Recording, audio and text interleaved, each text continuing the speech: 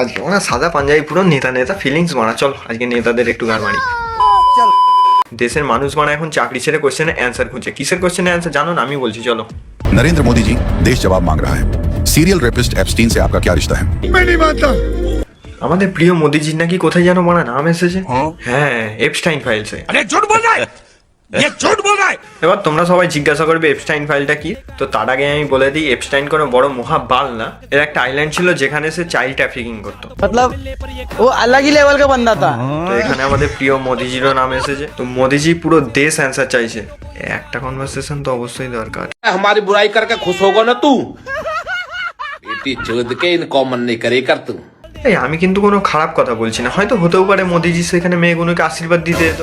অন্ধভক্ত, আমি তোমাদের পাশে আছি। তোমাদের সবার চিন্তা মোদিকে নিয়ে, আমার কি চিন্তা জানো? মানে এই পাজেলটা এখানে কি করছে?